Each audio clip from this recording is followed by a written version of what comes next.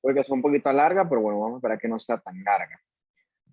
De esta clase es importante porque vamos a hablar un poquito de las enfermedades del sistema reproductor femenino, que ahí hablamos del cervix, sobre todo, que eso es importante que usted lo conozca, de las enfermedades de la mama y un poquito de próstata. Realmente eran varias clases, pero yo las agrupé en una sola para no hacer el asunto tan tedioso. Y lo primero que vamos a comenzar hablando es del cervix, que asumo que usted sabe la importancia del cervix y su relación con el cáncer. Entonces, en la clase de hoy vamos a tratar de expandir o de consolidar un poquito esos conceptos. Entonces, desde el punto de vista inflamatorio reactivo, también pueden haber infecciones o inflamaciones del cervix. Se llama cervicitis y eso es relativamente común, sobre todo en el contexto de una infección de transmisión sexual. ¿Qué ocurre? Usted sabe que el cervix se encuentra en el introito vaginal. Entonces es un sitio que, como discutimos la clase pasada, allí hay muchas bacterias propias de la flora normal de ese ambiente. Por lo tanto, el cervix siempre va a tener cierto grado de inflamación en respuesta a ese ambiente que usted puede considerar desde cierto punto de vista hostil. Entonces, lo que sí es cierto es que la contraparte realmente patológica se asocia con agentes infecciosos que en su gran mayoría todas son asociadas a la transmisión sexual. Clamidia, gonorrea, herpes y sobre todo el papilomavirus que vamos a discutir más adelante. Entonces, cuando hay cervicitis, que es la inflamación del cervix secundaria a una infección, va a haber descarga anormal del cervix. Se llama leucorrea, una descarga sobre todo blanca, por eso el leuco es de blanco. Y por lo general, eso se cubre de forma empírica con antibióticos. Empírico quiere decir que no necesitas un cultivo de eso, sino que tienes un antibiótico con un espectro que lo cubre y ya. Realmente, si se trata a tiempo, no tiene ningún tipo de relevancia. El problema es cuando no se trata, entonces la infección se extiende y se complica. ¿Sí? Por eso, por lo general, esto se aborda realmente con relativa facilidad. Lo que sí nos atañe con la parte del cervix es la parte neoplásica, que es lo que preocupa. Y de repente ustedes se preguntan, pero ¿por qué yo tengo que anualmente hacerme un PAP? ¿Y qué ocurre cuando el PAP es anormal? Bueno, para todo eso existe respuesta. Bien, desde el punto de vista neoplásico, en el cervix lo que más ataca son las neoplasias epiteliales, en la cual tenemos neoplasias que afectan a sobre todo la parte escamosa, o sea, el epitelio exocervical, pero también puede afectar el epitelio endocervical. Entonces, todas estas neoplasias están asociadas en su gran mayoría, o la gran mayoría, mejor dicho, está asociada a virus del papiloma humano, que es HPV, pero las cepas de alto riesgo. Recuerda que hay muchas cepas de papilomavirus, pero son las de alto riesgo las que están asociadas a transformación neoplásica maligna. Entonces, antes de hablar del papilomavirus como tal, tenemos que recordar un poquito de la histología del cervix. Entonces, en el cervix las mujeres tienen por fuera en el exocervix un epitelio escamoso estratificado, obviamente no queratinizante. Este es el exocervix. Y en el endocervix van a tener un epitelio simple mucosecretor. Esos dos epitelios se unen en un sitio que se le llama la unión escamo-columnar. Así como usted crece, las niñas sobre todo, con el crecimiento también su cervix va creciendo, o sea, va a tener una distinta disposición anatómica. Y en el momento que crece, parte de ese epitelio endocervical, o sea, ese epitelio secretor de moco, queda expuesto hacia la parte del introito vaginal. Entonces, como les dije, ese es un ambiente hostil, con un pH sobre todo bastante ácido. Y en ese sitio que ese pobre endocervix queda expuesto a ese pH agresivo, ese ambiente agresivo, comienza ese epitelio mucosecretor a transformarse en un epitelio escamoso para defenderse. Entonces eso se llama una metaplasia. En este caso sería una metaplasia escamosa y eso se va a llamar la zona de transformación. ¿Por qué les menciono esto? Porque es en esa zona de transformación que nosotros vamos a ver la mayoría de las neoplasias epiteliales. O sea, por alguna razón a los virus les gusta eso, esa zona. Es el tropismo que ellos tienen por esa zona. Entonces, cuando usted le toma un PAP, el PAP tiene que ser de esa zona. de la zona de transformación o de la zona de la unión escamocolumnar. No tiene que ser de la vagina, ni de los fondos de saco, ni de por fuera el exocérvix, no, tiene que ser de la zona de transformación, porque es ahí donde con más facilidad se va a detectar cambios citopáticos asociados al virus. Por eso es que una persona que toma el PAP tiene que saber anatomía y tiene que saber el contexto de cómo surgen estas zonas, porque si no, va a agarrar el cepillo, la paleta, va a raspar todo y van a tener un estudio que no tiene esto, que va a ser no conclusivo. Entonces, por eso es que a veces tú piensas que nada más pasar la espatulita y ya no, eso hay que saber lo que estás haciendo realmente. Entonces, esto es lo que ocurre, ¿no? Vamos a poner que esto es un cervix, ¿ok? Este es el agujero o el orificio cervical, y entonces está la parte por fuera, que es puro exocervix, que es un epitelio escamoso estratificado, y está la parte de adentro, que es donde está el orificio cervical, que está revestido por esto, epitelio mucosecretor. Con el tiempo, el cervix también va creciendo y parte de ese epitelio mucosecretor queda expuesto hacia afuera. Entonces, ese epitelio que queda expuesto va a sufrir metaplasia escamosa. Entonces, este sitio que está aquí, que es perfectamente normal, eso se le llama zona de transformación. Entonces, en ese sitio que cuando usted le coloque el espéculo, en ese sitio que se debe tomar la prueba o la muestra para poder analizarla en la citología, ¿no? Aquí se ve un corte, sería en este caso sagital, ves aquí la zona de transformación. Entonces, en ese sitio donde, perdón, aquí, donde se debe ver entonces los cambios asociados al virus del papiloma humano. De hecho, una cosa importante cuando uno evalúa un PAP es detectar células de metaplasia. Si uno no ve células de metaplasia, el Papa Nicolau es no satisfactorio. Y realmente la recomendación es repetirlo. Porque quiere decir que ese Papa Nicolau lo tomaron de un sitio donde no era. Tiene que detectar células metaplásicas para poder decir que ese estudio es satisfactorio. Porque si no, la persona que lo tomó de otras áreas periféricas donde realmente es menos probable que nosotros detectemos cambios citopáticos asociados al virus del papiloma humano. Bien.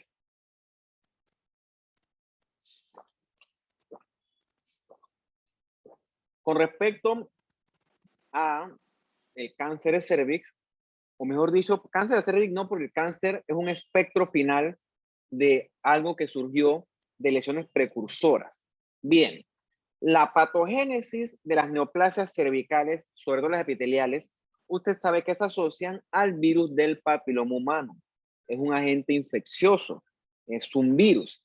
Y a él le gusta sobre todo afectar las células de la zona de transformación, sobre todo las células escamosas. Pero una cosa importante es que él también puede afectar a las células glandulares que encontramos en la parte del endocervix. O sea que también puede haber adenocarcinomas asociados al virus del papiloma humano. ¿Qué ocurre? No es que usted se infectó por HPV y ya le va a dar cáncer. Por supuesto que no. Porque recuerde que usted, de forma general, tiene un sistema inmune. Y ese sistema inmune se encarga de pelear contra el virus y la gran mayoría de las veces el sistema inmune gana la batalla y entonces tú eliminas el virus y probablemente ni te das cuenta. Eso ocurre en la gran mayoría de las veces. ¿Qué ocurre? Hay circunstancias en las cuales el virus gana la batalla y entonces ese HPV persiste y entonces logra colonizar y logra infectar de forma eficiente la célula, eficiente para el virus. Y entonces viene lo que nosotros le llamamos en un principio una neoplasia intraepitelial escamosa, como son NIC, ¿okay? Que ahora se llama lesión intraepitelial escamosa, que realmente esa es una lesión precursora de cáncer. Entonces, la idea del PAP es detectar estas neoplasias intraepiteliales. Lo que dice la palabra intraepitelial, o sea que está dentro del epitelio. Por lo tanto, si se hace una cirugía, se capta la lesión antes de que invada planos más profundos y pueda hacer metástasis. Y realmente esa es la idea de esto, de agarrar y de captar la lesión en un estadio temprano.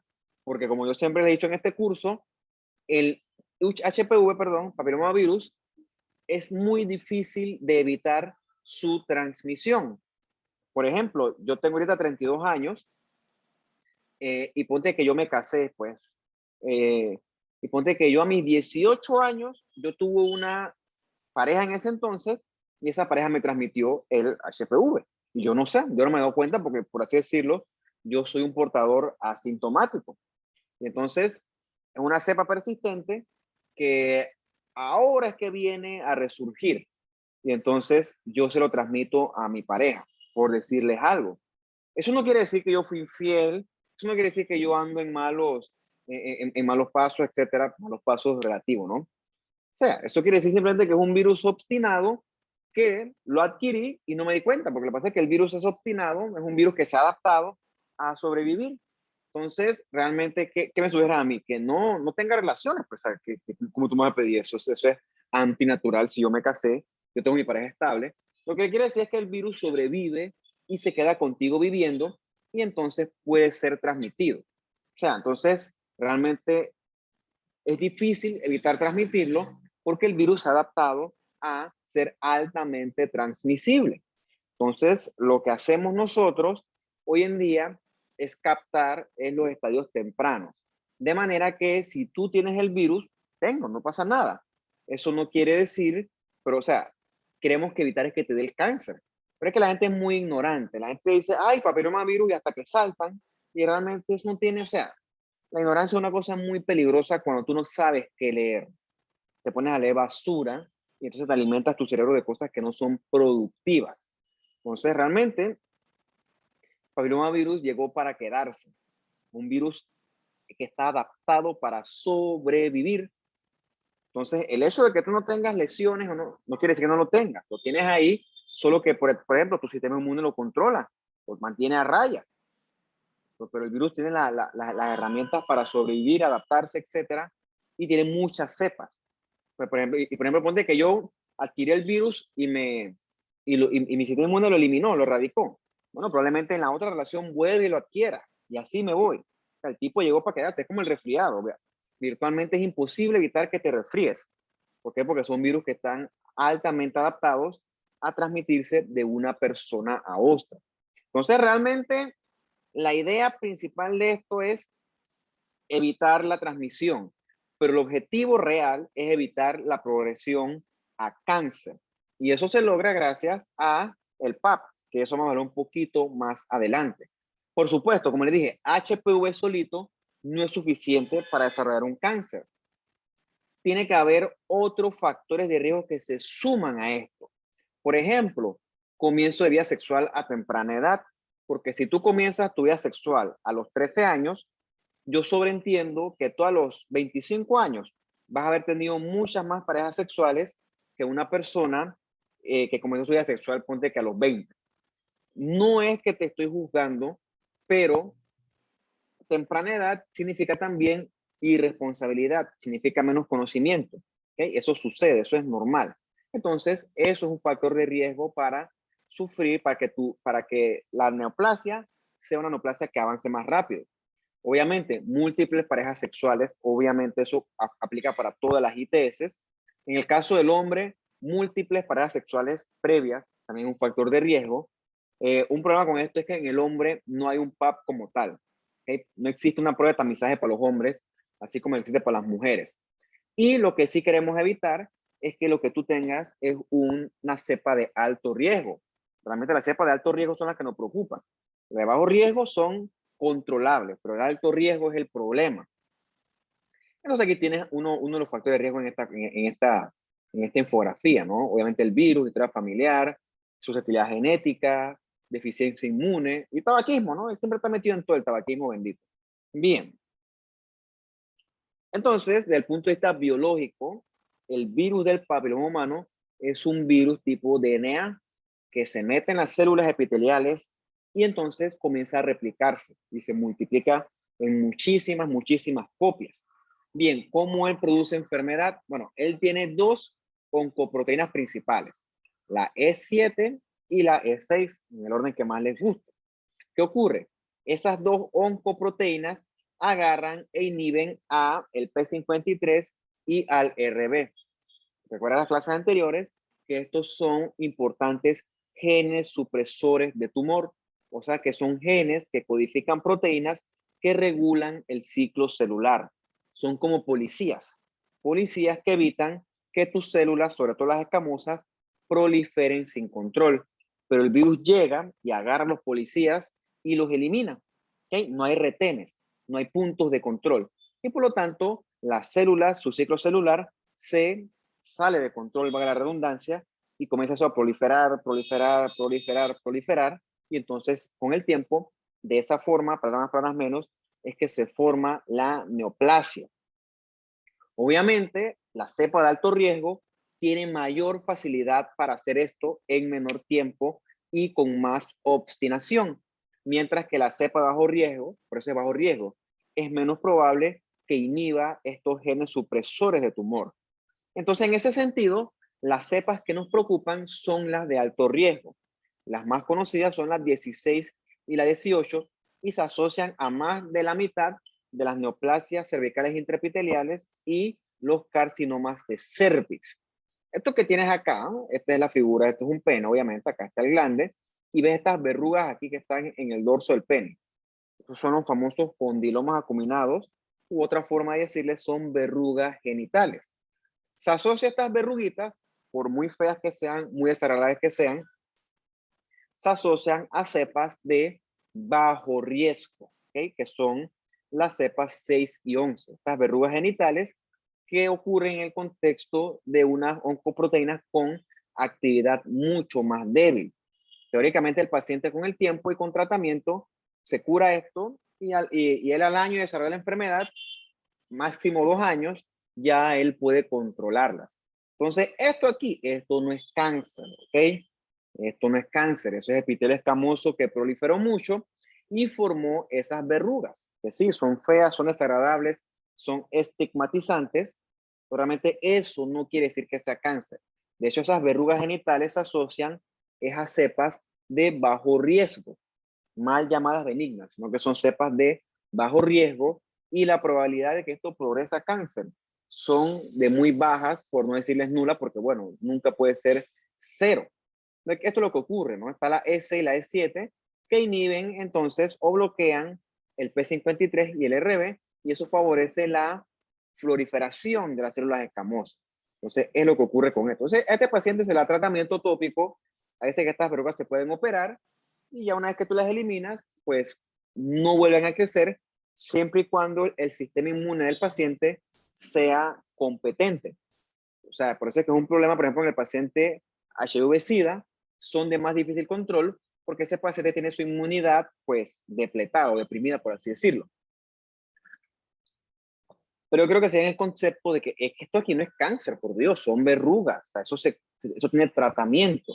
Pero apenas que esto ocurre, al paciente le ponen mínimo un tag en la frente de promiscuidad, de cochino, de tóxico, de enfermo. Y en verdad la gente es muy ignorante con respecto a esto. O sea, la HPV, chuleta, ojalá hubiera forma de evitarlo. Por eso es que incluso existen vacunas, porque cuando existen vacunas es porque algo es muy difícil de evitar la transmisión. Claro, la vacuna tiene sus indicaciones, etcétera, y no es para todo el mundo. Bien, como hemos repetido hasta el momento, el HPV solito, de forma aislada, no tiene las suficientes herramientas para convertirse en un cáncer invasor como tal. O sea, para que el cáncer aparezca, tienen que mezclarse un montón de factores del paciente.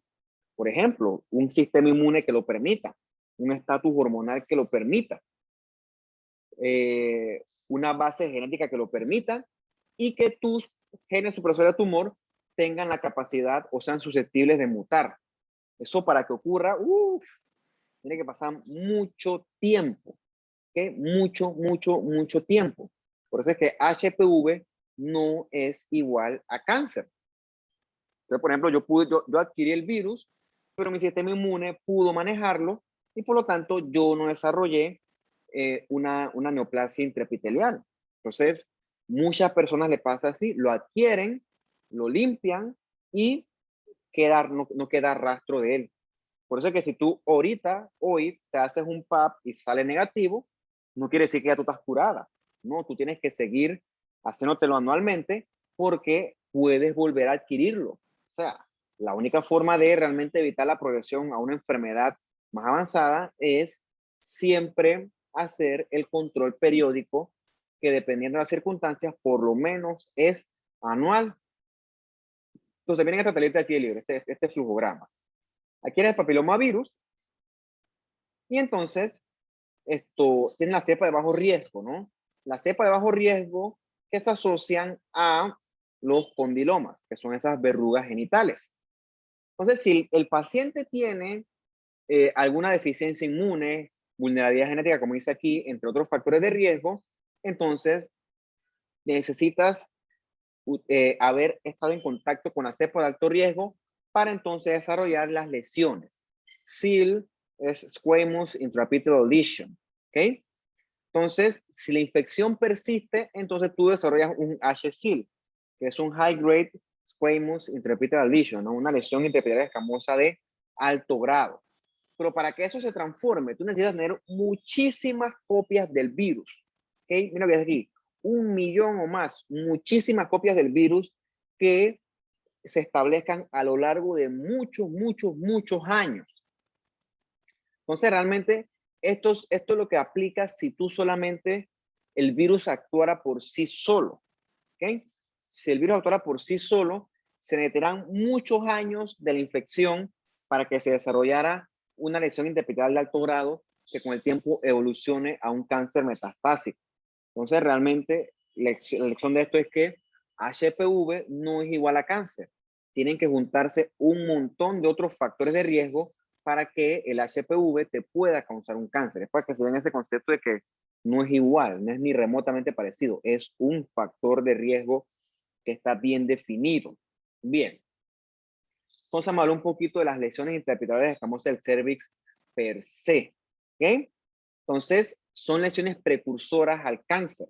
O sea que son lesiones que aparecen antes de que el cáncer se desarrolle como tal. Son lesiones precursoras. Entonces, en promedio, para que una lesión intraepitelial se desarrolle, eso no ocurre automáticamente. Eso, por ejemplo, desde que usted adquirió el virus hasta que eso ocurra, tiene que pasar por lo menos unos 10 años, por decirles un número. Obviamente no puede ser un número exacto. Por eso es que tiene que ser por lo menos a los 30 años. ¿Okay? Por lo general, cuando a una paciente le detectan una infección por papilomavirus, por lo general eso ocurre al cabo de a los 30 años en promedio, porque antes de esa edad, el sistema inmune teóricamente tuvo la facilidad de eliminar el HPV las veces que fuera necesario. Entonces, en promedio, si tú detectas una lesión intraepitelial, eso es más o menos a los 30 años. Antes de esa edad, consideramos que el sistema inmune es lo suficientemente competente para prácticamente controlar lo que le venga. Y mira tú, el carcinoma invasor de cervix, tú lo ves, es casi a los 45 años. O sea, 15 años después de que la enfermedad o la infección tuvo el chance de evolucionar. Por eso es que tú un carcinoma escamoso de cervix antes de los 30 años es muy poco probable. Eso es muy poco tiempo para que se desarrolle un cáncer a todo meter. Para que un cáncer a todo meter se desarrolle, tiene que pasar tiempo y también tiene que haber una serie de factores de riesgo que se presten para eso.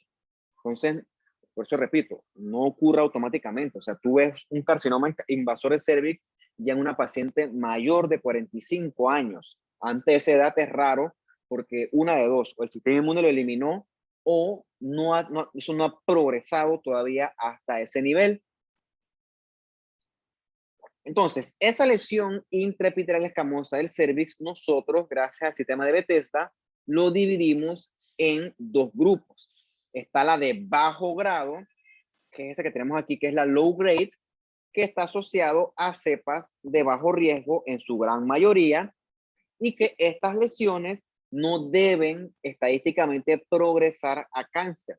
Un bajo grado, tu sistema inmune tiene la capacidad de controlarlo y por lo tanto ponte que estás en el PAP hoy y te salió bajo grado. Entonces, realmente las guías dicen, dependiendo de la guía que busques, que con un bajo grado el manejo puede ser expectante y que probablemente el próximo año que repitan el PAP, probablemente de un año ya tu cuerpo lo eliminó porque tu sistema inmune tiene la capacidad de manejar ese bajo grado. y existe un pequeño porcentaje que entonces evoluciona a alto grado, que es este que tienes acá. Entonces el high grade o el alto grado, HSIL, el high grade tiene mucha mayor proliferación y este sí está asociado a transformación a un cáncer invasor. Lo bueno es que el bajo grado es mucho más común que el alto grado. Y la otra cosa buena es que el alto grado, la gran mayoría, no progresa a un cáncer invasor como tal. Pero ¿cuál es la importancia de esto? Esto es detectarlo. ¿Y cómo tú lo detectas? Con un PAP, ¿ok? Con un Papa Nicolau a tiempo y con el manejo posterior que venga dependiendo del resultado de ese Papa Nicolau. Muchas veces requiere el Papa Nicolau confirmación histológica. Entonces a la paciente le hacen una biopsia. Entonces, dependiendo de lo que salga la biopsia, porque la biopsia tiene una mayor sensibilidad y especificidad, se puede, por ejemplo, si tienes una HSIL, recuerda que es intraepitelial de alto grado, entonces a la paciente le hacen un cono, que es una resección conservadora de parte del cérvix afectado, y entonces, ¡fum!, el ginecólogo te corta esa parte, y entonces ya te quitó tu lesión de alto grado, y ya, santo remedio, ¿ok? Ya te lo quitaron. Y ya puedes seguir normal con tu vida como si nada. Entonces el problema real es si tú dejas eso pasar. Si tú dejas eso pasar, con el tiempo viene esto, ¿eh? Aquí comienza eso a invadir. Entonces ya el manejo no es una simple resección superficial, sino que ahora hay que operar. Hay que hacer la histerectomía, que es la remoción quirúrgica del útero, y un montón de otras cosas que realmente lo que no queremos es llegar hasta allá. Dame un segundo que alguien me escribió al teléfono. Ah, bien, entonces vamos a hablar un poquito de lo que se ve, ¿no? ¿Qué ocurre? Recuerden que una lesión intraepitelial corresponde a displasia. Entonces, la displasia es algo que ocurre a nivel de las células. ¿Okay? A menos que no tengas un ojo biónico, tú no puedes ver lo que ocurre dentro de las células. Entonces, no es que una paciente con una lesión de bajo grado va a tener un tumor evidente. Claro que no. Recuerda que eso es intraepitelial. O sea, que son cambios que ocurren dentro de las propias células. O sea, que no va a haber una lesión macroscópica evidente. Por eso es que la única forma de detectar eso es analizando las células y eso se logra gracias al Papa Nicolau. ¿Okay? El Papa Nicolau peso por peso es la técnica más eficiente de tamizaje de cáncer a nivel mundial hoy en día. O sea, sigue siéndolo. ¿Okay? Es una cosa, es una técnica que parece medio tonta, medio rudimentaria, no es 100% sensible ni 100% específica, pero peso por peso, donde el tamizaje con PAP es eficiente, el porcentaje de cáncer de cervix llega a un número cercano a 0 con los años. De hecho, en los países desarrollados, donde el PAP se hace de rutina y la población está cubierta, en esos lugares no existe cáncer de cervix. No existe virtualmente, ¿no? El problema es que se te escape una paciente al tamizaje, entonces eso sí no da problemas. Realmente también existe la prueba de genotipificación, que es detectar las cepas de virus. El problema es que esa genotipificación tiene una sensibilidad y una especificidad que es limitada.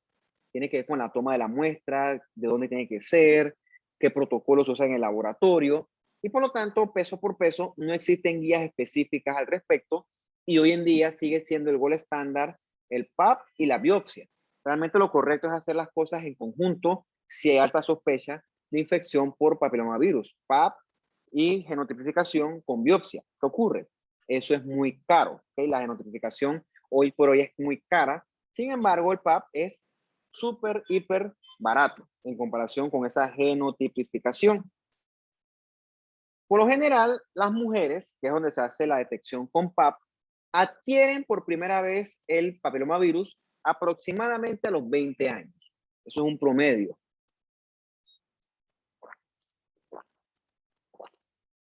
Entonces, ¿por qué a esa edad no le da cáncer? ¿O por qué eso no progresa a una lesión más seria? Porque a esa edad el sistema inmune agarra el HPV y lo elimina, ¿ok? Y si vuelves y te enfrentas a él, vuelve y lo elimina.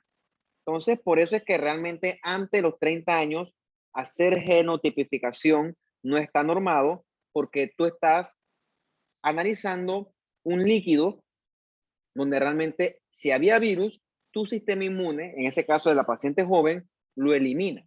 Por eso es que a esa edad ver cánceres, eso es extremadamente raro, extremadamente raro. Estadísticamente es poco probable. ¿Okay? Eso ocurre en pacientes mayores que ya tienen más factores de riesgo, incluyendo un sistema inmune que no es tan competente. Otra cosa que nos ayuda mucho son las vacunas actuales, ¿no? Que cubren con las cepas más comunes, las 6 y la 11 que son de bajo riesgo y las 16 y la 18 que son de alto riesgo, que son las más comunes. El problema es que hay otras cepas y siempre aparecen más y por lo tanto no se cubren todas las cepas. Entonces, estos que tenemos aquí a la derecha son células escamosas normales. ¿Okay? Ves que el núcleo es chiquitito, picnótico. Esas son las células superficiales. ¿Okay? Pueden tener este núcleo más grande que son las intermedias. Tú puedes encontrar en esos PAP también cocobacilos que son normales de la flora de esa área. Eso es perfectamente normal. Entonces, la única forma que tú detectes una lesión de bajo grado, de alto grado en adelante, es que tú conozcas la citología normal de esa área. La única forma que tú disiernas si algo es anormal o no. Entonces, esto es lo que vino para su examen, ¿no? Yo le pregunté cómo se llama la célula que nosotros detectamos en el PAP y que se asocia a los cambios producidos por el virus del papiloma humano. Usted sabe que la respuesta para eso es el coilocito, que es lo que tiene usted acá y acá. El coilocito es una célula escamosa de cervix que ha sufrido cambios asociados al virus. Parte de estos cambios son el agrandamiento nuclear. A comparar el nuclecito de esta célula superficial chiquitito, mientras que el coilocito tiene un núcleo grandotote. ¿Ok? Grandotote, hipercromático. La membrana nuclear es ligeramente irregular. La célula es un poco más grande. Y la otra cosa que aparece en el coilocito clásico es un reborde claro alrededor del núcleo. Se llama un halo claro perinuclear, un espacio blanco. Entonces, esos son cambios clásicos asociados a HPV y constituye una lesión de bajo grado. ¿Okay? Esto es un bajo grado. Entonces, la contraparte es esto que está acá, el alto grado. La lesión de alto grado se caracteriza por un aumento de la relación núcleo-citoplasma. ¿Qué quiere decir eso? Tú ves que estas células se ven esencialmente negras, porque tienen mucho núcleo y tienen poco citoplasma. Y ves que el núcleo es bien hipercromático, bien negrito, y la membrana nuclear es bien irregular, como si fuera una pasita así. Y se ven las células así bien chiquititas. Entonces, no tanto como bien chiquitas, se ven más chiquitas. Entonces, esas son características morfológicas que son suficientes para diagnosticar una lesión de alto grado. Cuando tú ves esto, hay que tomar una biopsia porque requiere confirmación histológica, porque eso requiere tomar conducta. O sea, un alto grado no se nos puede escapar porque es una lesión potencial precursora de cáncer de cervix. Con respecto a la relación núcleo-citoplasma, la diferencia que tú ves aquí, ¿no? Este poilocito clásico tiene mucho citoplasma, igual está acá mucho citoplasma, igual estos dos mucho citoplasma. Y acá en el alto grado hay muy poco citoplasma. Entonces son hallazgos morfológicos que nos ayudan a nosotros a discernir. Repito, esto tiene una connotación que varía de ojo a ojo. De repente el ojo de un citólogo te dice que esto es un bajo grado, pero para otro eso es un alto grado. Entonces, ahí eso se estudia porque hay variaciones en la sensibilidad y en la especificidad. Entonces, no es una prueba 100% sensible ni 100% específica. Perdón. Lo que sí es que es importante detectarlo. ¿Okay? Es importante detectarlo y requiere, por lo tanto, una confirmación posterior histológica o con genotipificación o las dos. ¿Okay? Esto es tamizaje, eso no es que es de que hice el PAP y punto, ¿no? Si el PAP es negativo no pasa nada, pero si en el PAP se encuentra esto, se debe tomar otra conducta y eso está bien normado por las respectivas guías. Entonces, esto que está acá es la contraparte cuando tú lo ves en el tejido. Este que está acá es un cervix perfectamente normal, mientras que esto que está acá es una lesión de bajo grado. Tú comienzas a ver los núcleos arriba en la superficie, ver los espacios claros, ¿okay? Los halos claros perinucleares y los núcleos parecen como unas pasitas, chiquititos, hipercromáticos y con la membrana así arrugadita. Esos son cambios clásicos de coilocitos, pero esta vez vistos en una biopsia. Entonces, esto que está acá es ambos espectros de una lesión de alto grado. Aquí ocurre un fenómeno que se llama la pérdida de la maduración.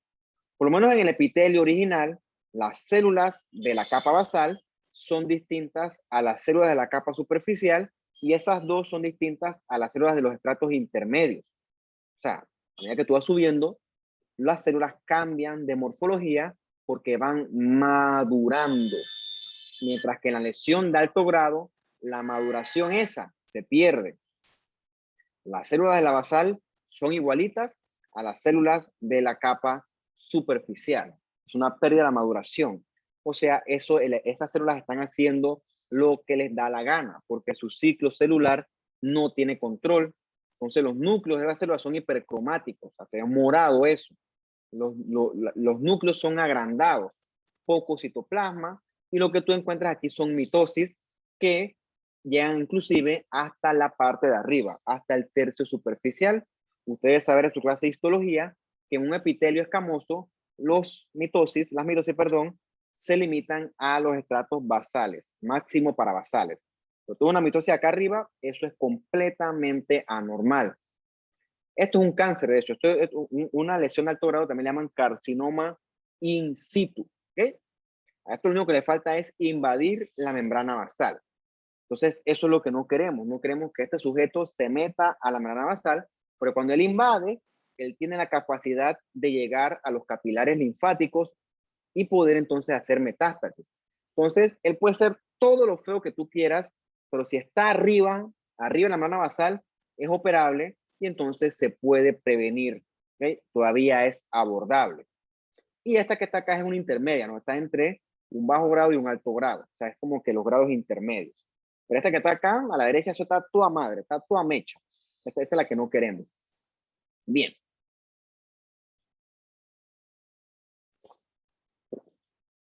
Una vez que se supera el espectro y llegamos al carcinoma escamoso del cervix, el tipo histológico más común es el tipo escamoso, seguido del adenocarcinoma.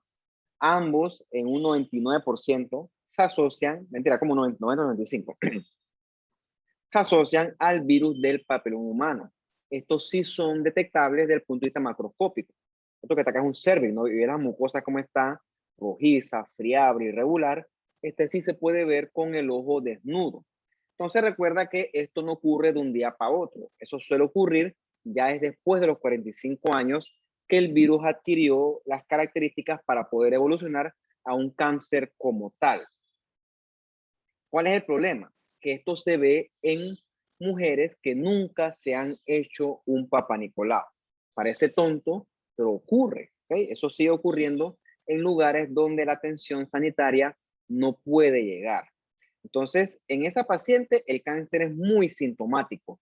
Sangra, provoca dispareunia, que es dolor en la reacción sexual, lisura, que es dolor para orinar, y probablemente se extienda a otras áreas. Entonces, eso es lo que nosotros no queremos llegar a esos estadiajes. Entonces, el manejo de ese cáncer consiste en la histerectomía. Histeros de útero, ¿ok? Por eso que dicen la palabra histérica, obedece a las mujeres, supuestamente, ¿no? O sea, si quieren busquen eso, es una parte curiosa de esto, ¿no? Histeros viene de útero y ectomía es de resección quirúrgica. O sea, ese útero hay que cortarlo, hay que quitarlo. Y también a la paciente hay que sacarle los ganglios para ver si esos ganglios están positivos con carcinoma metastásico. Y si hace falta, se da tratamiento con quimioterapia y radioterapia. Mientras que si el tumor se limita al cervix, con resecciones en cono suele ser suficiente.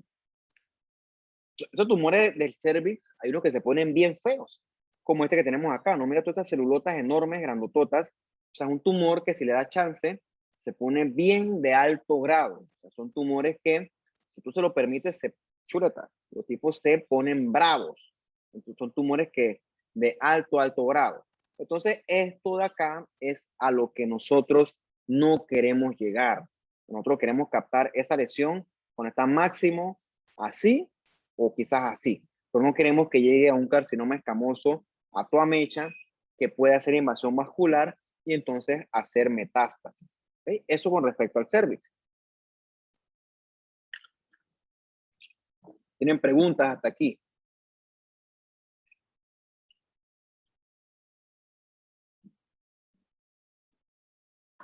Parece que no, profe. Ok, pues. Entonces vamos a seguir con la segunda parte, o la siguiente parte, mejor dicho, la que vamos a hablar un poquito de las enfermedades que afectan sobre todo al útero como tal, ¿no? Al cuerpo uterino. Entonces, una clásica es la adenomiosis. La adenomiosis es esto que tienes acá. Esto que tienes acá es el miometrio, que tú sabes de tu clase de histología que es músculo liso, y tú ves cómo las glándulas endometriales y su estroma endometrial se mete adentro de los paquetes del miometrio. Esta es la clásica adenomiosis. ¿Qué ocurre? Con el tiempo, esa adenomiosis se inflama y eso provoca cambios en el útero. Provoca hiperplasia por hipertrofia por cambios reactivos y eso hace que el útero cambie de tamaño. Entonces, esa adenomiosis se asocia mucho a los síntomas que usted conoce de forma coloquial como cólicos. ¿Okay? Cuando tiene el periodo, eso duele mucho porque así como su endometrio arriba sufre recambios, sangra, se inflama, estas glandulitas endometriales adentro del miometrio también hacen lo mismo. Entonces va a cursar, por ejemplo, con menorragia, que son sangrados anormales, dismenorrea, que es el dolor en los periodos menstruales. Dismenorrea es la palabra científica para llamarle a los cólicos, y también puede cursar con dolor pélvico per se. Obviamente, la adenomiosis también puede coexistir con la endometriosis, que asumo que es una palabra que usted ha escuchado antes, ¿no? Ya se las voy a mostrar yo. Entonces, la endometriosis es el hallazgo de glándulas y o estroma endometrial fuera del útero. Eso ocurre. O sea, esas glándulas, por varias teorías, como estas que están acá, regurgitación, metástasis benigna, son muchas. Si quieren leerlo, pueden hacerlo. Entonces, esas glándulas se pueden ir virtualmente a cualquier parte del cuerpo. Yo he visto en vejiga, yo he visto en colon, hay escritas en hueso, hay en pulmón, y hay unas que hablan hasta de endometriosis en el cerebro. O sea, las glándulas pueden llegar a todo el cuerpo. Y bueno, ¿cómo llegan allá? Bueno, tendrán que leerse ustedes las teorías estas que les pongo yo acá abajo. Es, del punto de vista epidemiológico, relativamente común y se asocia mucho con infertilidad. ¿Qué ocurre? Cuando usted estudió histología y biología, tuvo que conocer que en el ciclo menstrual las glándulas endometriales se inflaman, ¿ok? Hay inflamación que obedece el recambio del endometrio. Entonces, así como su endometrio normal tiene cierto grado de inflamación con los periodos menstruales, ese epitelio endometrial ectópico junto a su estoma endometrial cíclicamente también se inflama, ¿ok? Entonces se inflama con macrófagos, con mediadores inflamatorios, y entonces eso sangra y eso duele, ¿ok? Y provoca molestias. Entonces, por eso es que las mujeres con endometriosis, eso es muy, muy, muy sintomático, ¿ok? Dependiendo de qué tanto se extienda la enfermedad. Tú puedes tener endometriosis en la trompa, en los ovarios, en colon, en vejiga, ya les dije, pues tener implantes. Y el problema es que cíclicamente esos implantes endometriales, perdón, de endometriosis, se van inflamando. Eso provoca muchos síntomas a la paciente. Entonces, esto es lo que ocurre. Tú tienes estos ovarios que, como hay tejido endometrial, él cíclicamente sangra. Él sangra y la sangre se va acumulando. Entonces, la pared del ovario va acumulando la sangre y se pone ese ovario quístico. ¿Ok? Entonces, cuando nosotros nos llegan esos ovarios quísticos de endometriosis, uno lo abre y él tiene dentro como si fuera un pudín de chocolate. Una sangre así toda viscosa, parece como Nutella, un poquito más suave. Entonces, eso se llama un quiste endometriósico, o coloquialmente me llaman quiste de chocolate. Eso ocurre porque eso lleva años ahí sangrando. Entonces, uno cuando lo ve en el microscopio, uno lo que ve es esto, ¿no?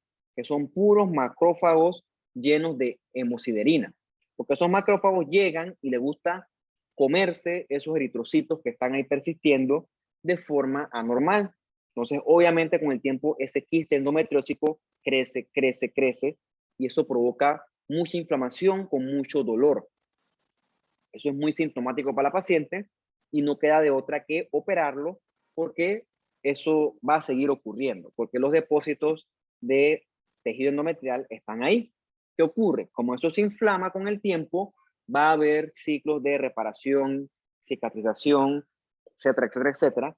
Y con el tiempo esos órganos se van a ir fibrosando y pueden adherirse a otros órganos, se van pegando de tanta inflamación, se llama adherencias de estructuras pélvicas y queda todo eso como una especie de pegote. Por eso es que esas pacientes con el tiempo pueden ser estériles, porque hay mucha inflamación que va distorsionando las estructuras anatómicas. ¿Okay? Entonces, por ejemplo, eso puede afectar el recto y le puede provocar a la paciente hemorragia y dolor a la defecación. Si afecta vejiga, puede tener disuria, que es dolor para orinar, y también puede haber dispareunia, que repito, es dolor al momento de las relaciones sexuales. Es muy sintomático.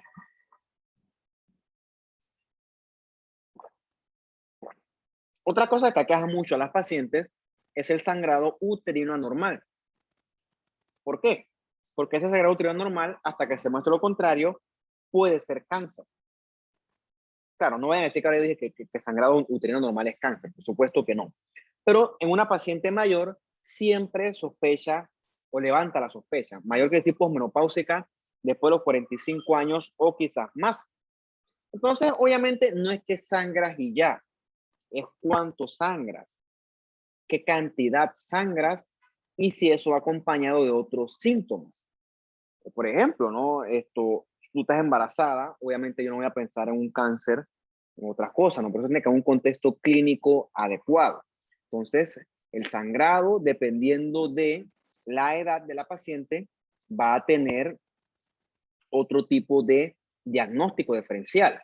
Por ejemplo, en una mujer joven, en edad reproductiva, yo puedo pensar en causas hormonales, puede tener un leiomioma, un pólipo, pero es una mujer posmenopáusica, o sea, una abuelita de 70 años, yo sí pienso entonces, por ejemplo, en atrofia endometrial primero y debo descartar que no tenga algo neoplásico.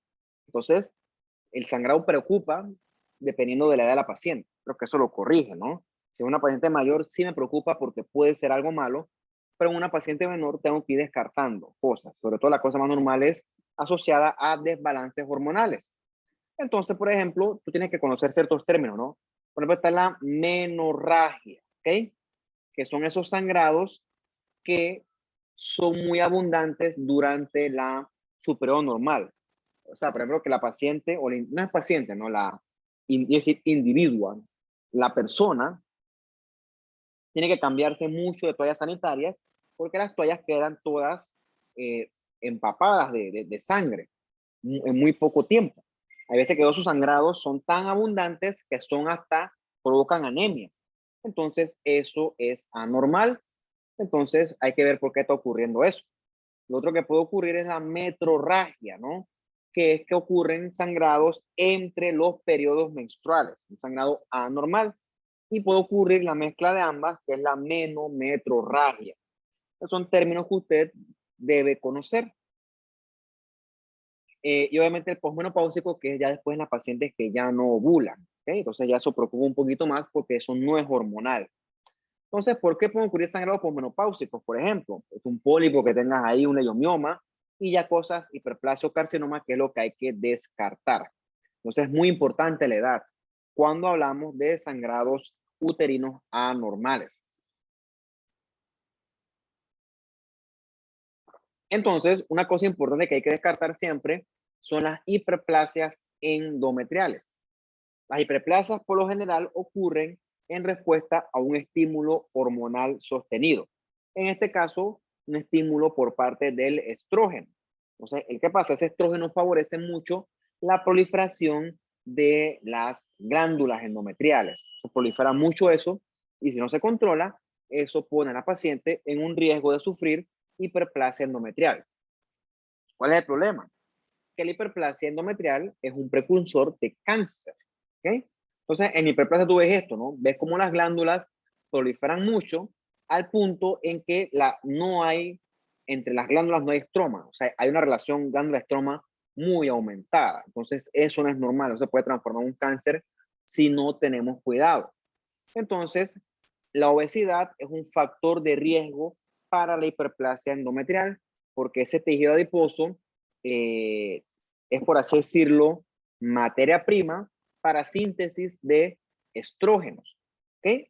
Entonces, las pacientes obesas están expuestas a mucho estrógeno y eso se asocia a este tipo de patologías.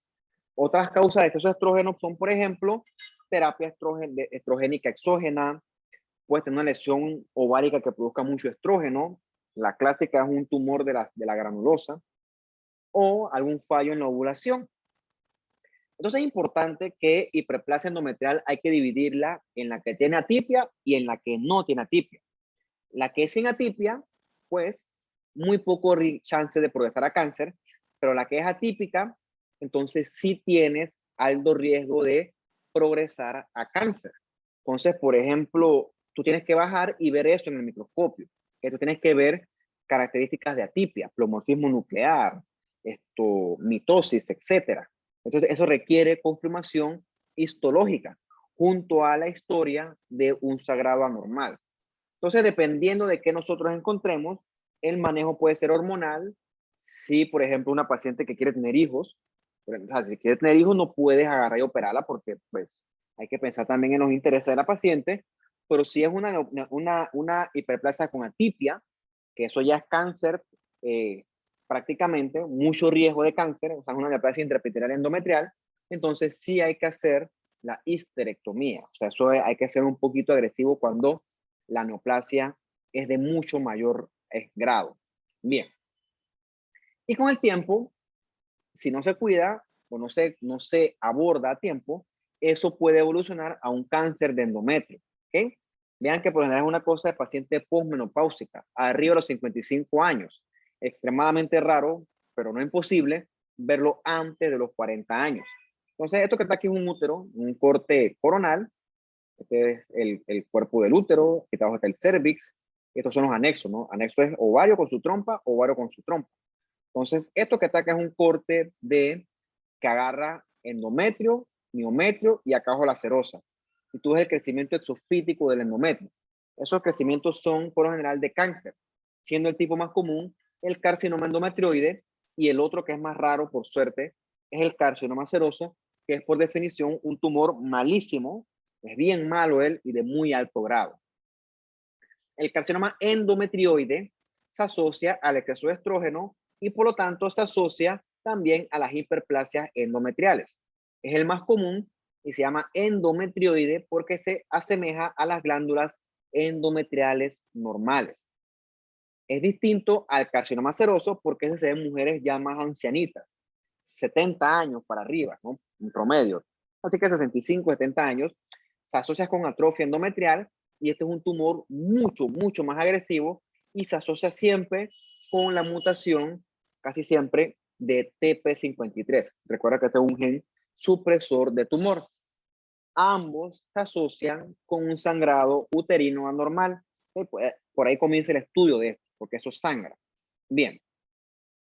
Entonces, esto que está aquí es un clásico carcinoma endometrioide. Es un tumor glandular. Histológicamente le pueden llamar un adenocarcinoma, pero eso es realmente por tema de nomenclatura, en este caso se llama carcinoma endometrioide. Es un tumor glandular, las glándulas son irregulares, están bien apiñadas y ves que se están metiendo en los paquetes de músculo liso del miometrio. O sea, es un tumor que está invadiendo. ¿Sí? Entonces, al poder invadir, él puede llegar a los espacios vasculares y entonces hacer invasión vascular y hacer metástasis. ¿Okay? Entonces, la idea de esto es tratar de detectarlo en los estadios más tempranos posibles. Entonces, que acá es el clásico carcinoma endometrioide que nosotros graduamos con la clasificación de FIGO, se llama FIGO. La contraparte que está acá es el carcinoma seroso. El carcinoma seroso se caracteriza porque tiene una atipia citológica bien marcada. O sea, por definición es una atipia citológica de alto grado. Y lo que él hace es papilitas, ¿ok? Papila es como un tallito fibrovascular cubierto de epitelio. Un carcinoma que por general suele hacer, desde el punto de vista morfológico, hace papilas. ¿Cómo lo diferencias del endometrioide? Porque este es de alto grado, ¿okay? Porque también puede ser glándulas, es malo, puede ser glándula, pero este siempre va a ser de alto, alto, alto grado. Un tumor agresivo, puede hacerte calcificaciones y siempre la citología es de alto grado. A diferencia de este, tú puedes tener aquí una citología de un grado bajo, intermedio, pero por definición el seroso es de alto grado. Ante la duda, porque lo cierto es que también puedes tener carcinoma endometrioide FIGO 3 que son de alto grado, que entonces está el diferencial. Un FIGO 3 endometrioide versus un seroso, y entonces toca hacerle inmunohistoquímica, porque el tratamiento no es el mismo. Con el seroso hay que ser más agresivo. Entonces, como le dije, el seroso se asocia a la mutación de TP53. Entonces le tiras un P53 a esto, que es un marcador nuclear, y debe ser 100% positivo o 100% negativo. Esas dos cosas te indican que hay mutación de TP53. Eso es un hallazgo que no deberías encontrar en un carcinoma endometrioide. Entonces, esto aquí en endometrioide, ¿no? Esto es un tumor glandular, este de bajo grado, este un poco más alto grado, pero en contraste, este que está acá en la figura C es un seroso, un tumor de altísimo grado, hace papilas, y la tipia citológica es por definición la más alta, súper marcada, súper atípico. Otras cosillas que encontramos en el útero son, por ejemplo, los pólipos endometriales. No tienen mayor relevancia, es un pólipo como este que surge en el endometrio, pero que es importante es que es una causa de sangrado uterino normal. ¿Okay? Ellos los corta el ginecólogo y ya no pasa nada. Lo importante es que desde ese pólipo endometrial puede surgir hiperplasia y también puede surgir cáncer de ahí. Entonces, por eso es que hay que mandarlos para que el patólogo, o sea, yo los vea. La otra cosa que es súper, hiper, archi, recontra común son los leiomiomas. Recuerda cómo dice la palabra. Leio, de liso, mío, de músculo, oma, de tumor benigno.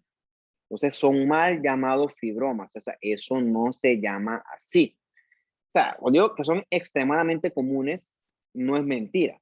Son muy comunes. Lo malo es que peso por peso no sabemos a ciencia cierta cómo ocurren. Si supiéramos cómo ocurren, pues pudiéramos prevenirlos. Pero a ciencia cierta, hoy en día, lamentablemente, aún no sabemos bien cómo se desarrollan.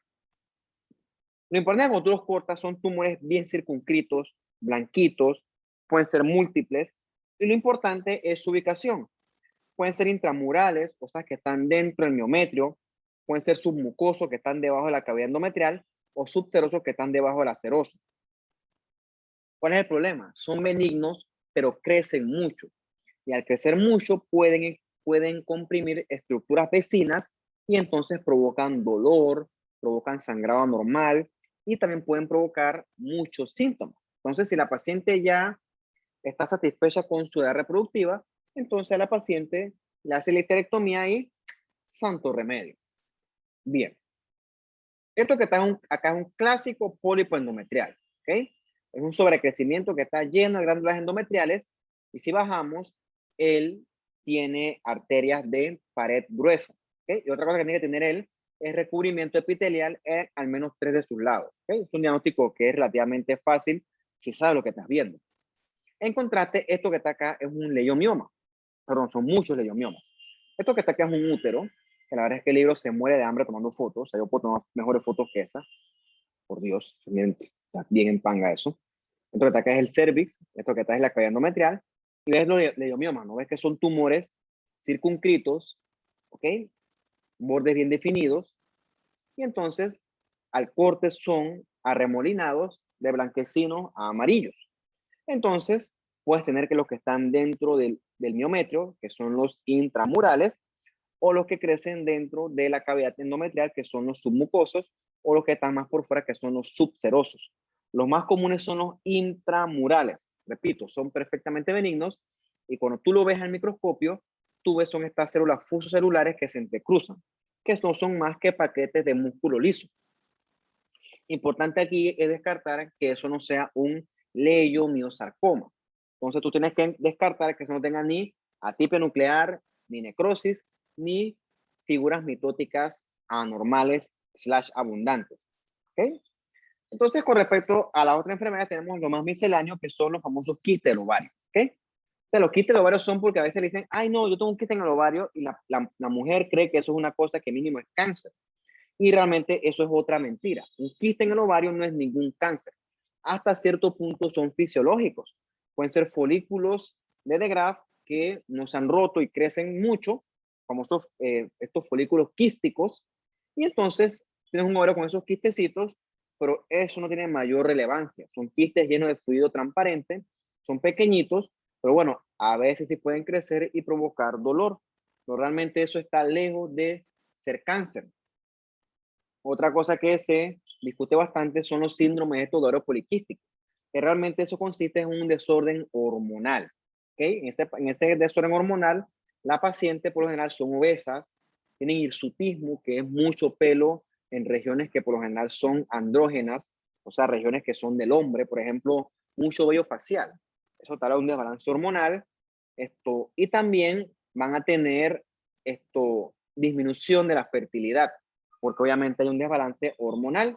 Entonces también pueden tener amenorrea, que es que no tienen periodos menstruales y pueden ser infértiles. Entonces eso es sobre todo un desorden o una anomalía del punto de vista hormonal. Otro tumor clásico y relativamente común del ovario son los teratomas. ¿Okay? Son tumores de pacientes jóvenes que surgen de las células germinales. Por suerte, la gran mayoría son benignos y les llamamos teratoma quístico maduro. ¿Qué es lo curioso del teratoma? Que tú encuentras tejido maduro tanto del ectodermo, del endodermo y del mesodermo. Entonces, la apariencia clásica de ellos cuando tú los cortas es que son ovarios quísticos llenos de material sebáceo, que eso es pura queratina, y de pelos. Pueden tener hasta dientes. Por eso se llama teratomas, ¿ok? Teratos de monstruos. Pues son tumores monstruosos, son feos, son desagradables, pero bueno, por suerte la gran mayoría son benignos. Es cierto que ciertos componentes se pueden malignizar, sobre todo los epiteliales, y entonces puedes tener un carcinoma surgiendo de un teratoma. Entonces tú en un teratoma tú ves esto, ¿no? Tienes por acá epitelio escamoso con queratina y por acá tienes hueso. Puedes tener cartílago, puedes tener tiroides, puedes tener epitelio intestinal, epitelio bronquial, respiratorio, puedes tener también tejido adiposo, músculo liso, o sea, virtualmente cualquier tejido de las láminas o de las hojas de las ectodermo, mesodermo y endodermo. La cosa es que son tejidos maduros, por eso es que es un tumor benigno. Bien, vamos a tomar unos minutos aquí, unos 3 minutos, para dar con la última parte de la clase, que es la mama.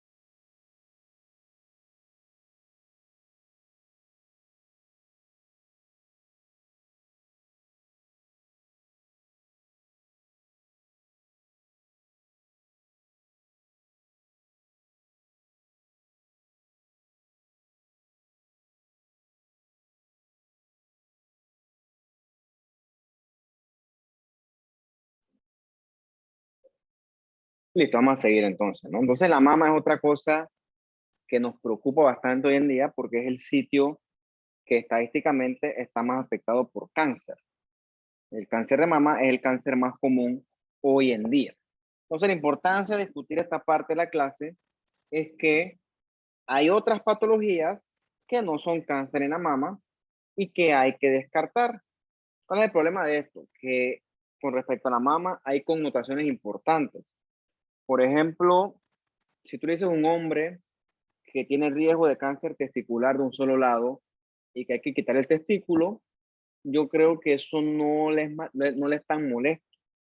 Por decir a una paciente que hay que hacer una mastectomía por un cáncer, pues eso sí tiene una connotación mucho más delicada, ¿no? Por el contexto que representa esa región anatómica para la mujer. Entonces es un poquito más difícil, un poquito más delicado. No es llegar de que vamos a cortar y ya, fin, fan, pum. No, no, no. Eso, la verdad es que el contexto es mucho más complicado que eso. Entonces lo importante de la mama es, al igual que lo otro que hemos discutido hasta este momento, es la detección temprana para que sean menos las cirugías de estas que son tan, por así decirlo, mutilantes para la paciente.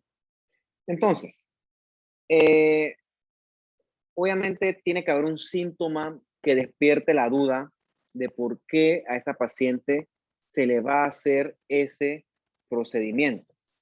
Entonces, por lo general, con respecto a las mamas, lo que llama la atención es la aparición de una masa.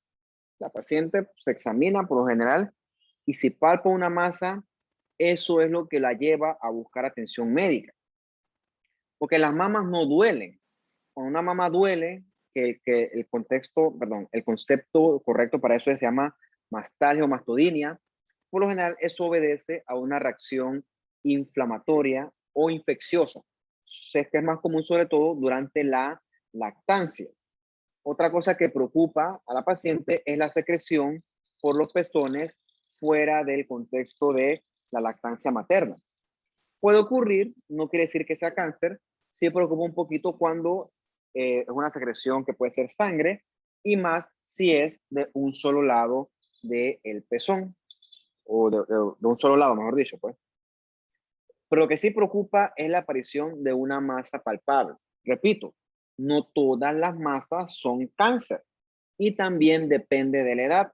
Entonces, una vez que se ha detectado una masa, lo correcto es hacer una mamografía, porque la mamografía lo que detecta son las calcificaciones, que las calcificaciones se asocian ya a patologías un poquito más, pues, hiperplasias para arriba. Bien. La primera lección que vamos a estudiar es el fibroadenoma.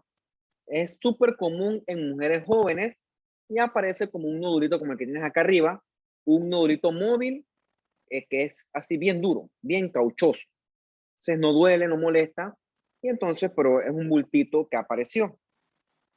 Fibroadenoma, porque como dice la palabra, está constituido de dos partes. ¿Okay? Una parte que es epitelial glandular y una parte fibro, ¿no? Una parte fibrosa que es del componente estromal. Por eso que le llaman es un tumor bifásico. Entonces son estos nodulitos bien circunscritos que nosotros cortamos y entonces tienen estas hendiduras. O sea, eso es suficiente, casi que suficiente para decir que es un fibroadenoma en el contexto de una paciente joven. Es un nodulito que no duele, que puede que haya crecido y puede que sea más de uno. Entonces, obviamente, la paciente que es joven, 25 años o menos, se preocupa porque, pues, hasta que se muestre lo contrario es cáncer. Pero repito, un cáncer de mama a una edad temprana, joven, 30 años o menos, no es imposible, pero sí es muy raro. Entonces, esos fibroadenomitas se operan y ya santo remedio. El problema es que pueden recurrir. Recurrir quiere decir que pueden volver a aparecer de operación. Bueno, se seguirán operando, ¿no? Cuando vemos al microscopio vemos esto, ¿no? Se ve rosado porque tiene mucho tejido fibroso y tiene su componente glandular. No debemos ver ni atipia, ni necrosis, ni nada de esas cosas. Entonces, esto es lo que encontramos nosotros en un clásico fibroadenoma. Una parte fibrosa, con una celularidad bien baja, una celularidad bien baja, y una parte estromal, perdón, una parte glandular epitelial, en la cual tú puedes encontrar ciertos grados de proliferación epitelial, tipo hiperplasia, no es imposible, pero no es lo que nos llama la atención. Entonces es un tumor súper común, bifásico, fibroepitelial, y que realmente ya eh, eso no es cáncer, ¿ok? Eso no tiene riesgo de progresar a malignidad. Bien, entonces el que sí nos preocupa per se es el cáncer de mama. ¿Okay? En este caso es carcinoma porque la gran mayoría son de tipo epitelial. Y nos preocupa porque es la malignidad más común de las mujeres a nivel mundial. Y el problema es que peso por peso sigue siendo la primera causa de muerte por cáncer en mujeres. ¿Por qué? Porque hace metástasis de forma, esto, es esperado cada metástasis. Sigue de forma temprana, pero no es el término correcto. Entonces, es un tumor que sí es malo, pues. Entonces, hay ciertos factores de riesgo para el cáncer de mama. Por ejemplo, una mayor edad en el embarazo, una menor paridad. Ambos esos factores se asocian con exposición a estrógenos, al igual que la menor lactancia materna. Al final del día, el problema real de esto, que no solamente aplica con el cáncer de mama, aplica con cualquier tipo de tamizaje, es la capacidad de poder acceder a un sistema óptimo de salud. Por ejemplo, si yo vivo aquí en la ciudad y me sale una bola aquí en el pecho, yo voy a buscar atención médica. Pero si yo vivo en una montaña, todo metido por allá, ¿a qué yo voy a acceder?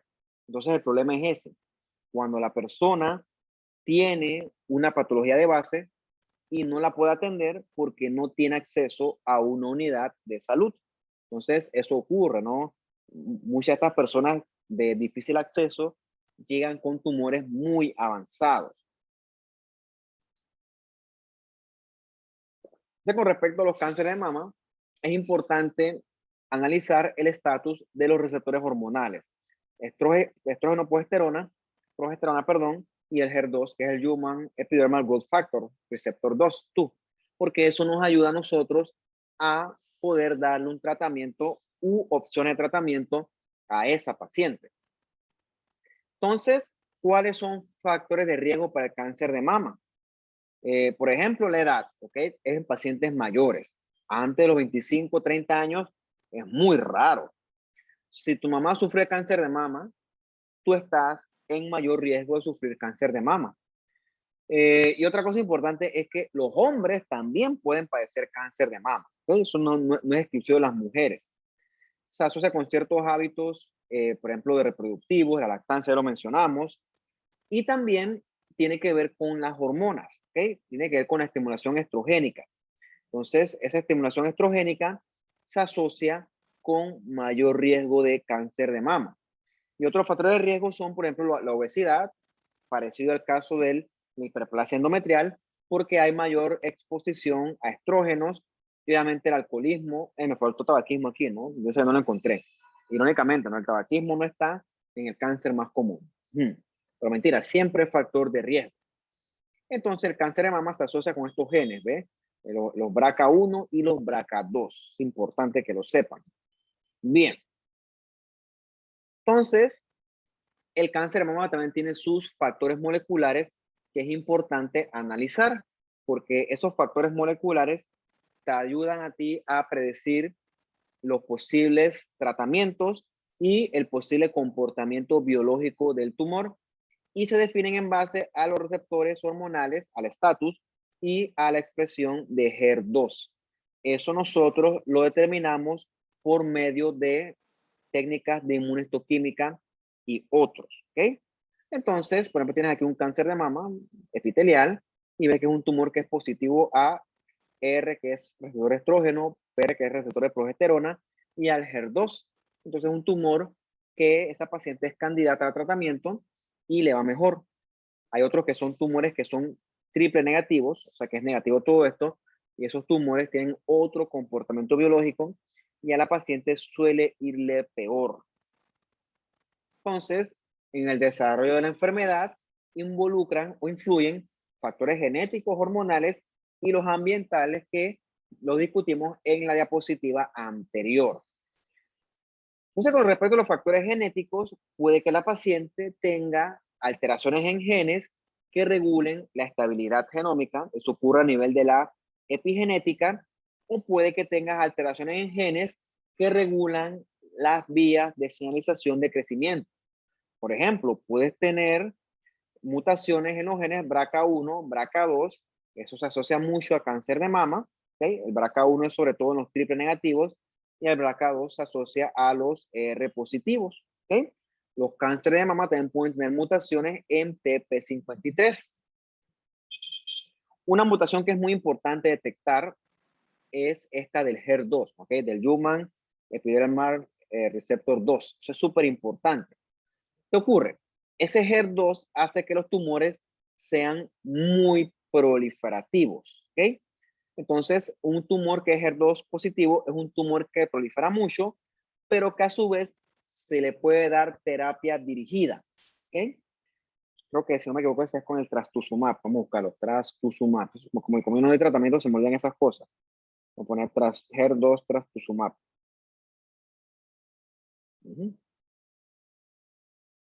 Sí, voy a poder decir, se llama trastuzumab. O sea, una paciente que es HER2 positivo, el tratamiento que se le da dirigido es el famoso trastuzumab. Claro, eso era antes, ¿no? Obviamente eso hoy en día, con la medicina personalizada y de precisión, hay unos tratamientos que son un poco más avanzados. Pero es importante detectarlos para poder darle un carácter molecular a ese cáncer de mama y un posible tratamiento. De eso depende el pronóstico de la paciente. Por ejemplo, miren este cuadrito acá. Tú tienes acá los cánceres como tal. DCIS es ductal carcinoma in situ y ves cómo él surge en el contexto de una atipia epidial plana y una hiperplasia ductal atípica. O sea, es una progresión de una lesión precursora hasta un cáncer in situ como tal. Tiene que ver con las mutaciones de BRCA2, ¿okay? Entre otras. Por ejemplo, puedes tener mutaciones en TP53 y amplificaciones de HER2 que también se asocian a carcinomas in situ. O también puedes tener mutaciones en BRCA1 que también se asocian a carcinomas in situ. Entonces, eso es importante porque detectar esas mutaciones, esto te pone a ti ayuda a identificar factores de riesgo, ¿ok? Ayuda a eso. Bien. Otra cosa importante en el cáncer de mama es los factores hormonales. Entonces, al igual que con el endometrio, el estrógeno aquí también estimula mucho a la proliferación de estos tumores, porque favorece la producción de factores de crecimiento. Y con el tiempo entonces favorece que la lesión progrese a malignidad y entonces desarrolle una potencial metástasis. Por eso es que las pacientes se benefician con medicamentos que actúan a nivel hormonal, o sea, medicamentos antiestrógenos. Por eso que es importante tener un tumor y, por ejemplo, y mandarle el ER, el PR y el HER2. Por ejemplo, tiene que son ER, PR positivo, tiene esto que son los 3 positivos. O sea, dependiendo de cómo te dé, entonces estos tumores se les puede dar tratamiento. Lo ideal es que sean los 3 positivos, ¿no? Porque cuando son los triple negativos, esos son más agresivos y a la paciente le va relativamente peor. Entonces, eso fue con respecto a las cuestiones moleculares, ¿ok? Nosotros lo que vemos en histología es la clasificación morfológica. Y una cosa importante a definir es si el tumor es in situ o si es invasor. Y usted ya sabe que eso se clasifica en base a si ha atravesado o no la membrana basal. En este que está acá, que es un ductal in situ. Tú ves el tumor cómo se limita al ducto. Tiene necrosis central, tiene atipia, pero está dentro del ducto. El problema acá ocurre con este. Este sí es un invasor. Infiltra todo el estroma y ese es este con cirugía a la paciente le va bien. Sin embargo, este no, porque lo más probable es que este sujeto ya haya hecho metástasis. Del punto de vista histológico, el tipo más común de todos los cánceres de mama es el carcinoma ductal infiltrante. ¿Okay? Hay otros tipos, pero un gran porcentaje, el más común es el ductal infiltrante. Entonces, cuando son in situ, pero es aquí, ¿no? Que está limitado al ducto, ves que los ductos están dilatados, están agrandados y están ocupados por células neoplásicas. Entonces, estas células pueden proliferar tanto que hacen necrosis por isquemia y entonces esa necrosis puede calcificar. Teóricamente son esas calcificaciones las que se detectan por medio de las mamografías. Entonces, importante, estos tumores no atraviesan la membrana basal. Por eso es que son in situ. Otra forma de determinar eso es por la presencia de células mioepiteliales en la periferia del ducto afectado. Hay veces que tú la puedes ver por HY, que son estas células con un halo perinuclear clarito, así blanquitas, pero si tienes dificultad o dudas, tú le puedes mandar tinciones de inmunistoquímica para determinar si hay o no células mioepiteliales. Si tú las identificas, eso es un carcinoma in situ. Sin embargo, si no las encuentras, probablemente eso es un carcinoma invasor, pero con morfología in situ. Por eso es importante mandarle ese tipo de tinciones. Los otros tumores pueden ser de bajo grado o de alto grado, depende de la tipa citológica. Se clasifica con una estadificación que se llama la de Van Nuys. ¿Ok? Importante, el ductal in situ se asocia a microcalcificaciones, por eso es que la importancia de la mamografía. Entonces, con un in situ puro, a la paciente le va bien, tiene buen pronóstico, ¿ok? Entonces lo importante es destacar o descartar, mejor dicho, que esto no tenga componente invasor. Siempre y cuando el tipo sea in situ, estamos bien. ¿Ok? Todo acá, ¿no? Tumores in situ limitados a los ductos. Y entonces ellos hacen microcalcificaciones. Entonces, si es in situ, a la paciente le suele ir mejor. El problema es cuando es invasor o infiltrante. Entonces, aquí como el tumor se mete y infiltra el estroma. ¿Qué ocurre? Cuando el tumor infiltra el estroma, al estroma no le gusta y el estroma reacciona y comienza a proliferar mucho tejido fibroso.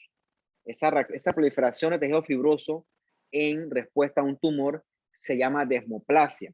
Y en el contexto de los carcinomas infiltrantes de mama, el problema es que a veces la masa palpable va en función de mucha desmoplasia.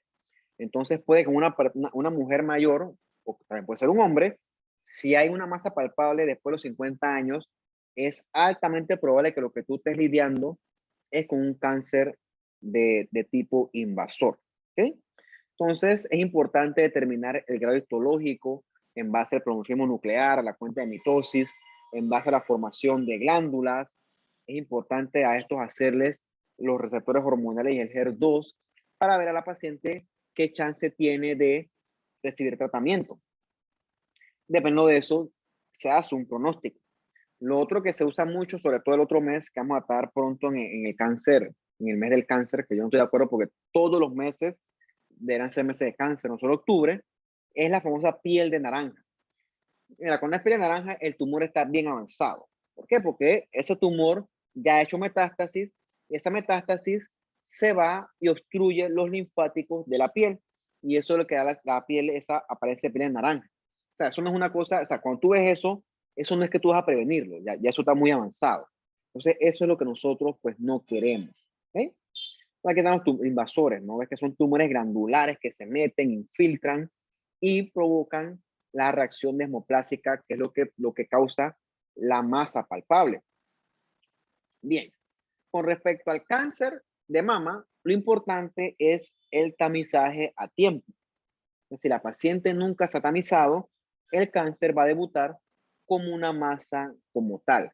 ¿Okay? Eso es lo que nosotros no queremos, porque lo más probable es que sea un carcinoma invasor cuando se diagnosticó. Es altamente probable que ya él haya hecho metástasis. Entonces, si tú tamizas adecuadamente con mamografías, tú puedes detectarlo antes de que hagan metástasis. Entonces, es importante el diagnóstico histopatológico y determinar si hay o no metástasis a ganglio linfático. Eso tiene que ver con el estadiaje. Entonces tenemos que determinar tipo histológico, el estatus de los receptores y entonces determinar si hay o no metástasis. Eso ayuda a que la paciente tenga un mejor pronóstico, porque virtualmente si no se tratan, todas las mujeres deben morir a los 3 o 4 años. No es que vas a vivir 100 años, pero sí vives un poquito más y con el tiempo van surgiendo muchas terapias que son mucho más prometedoras.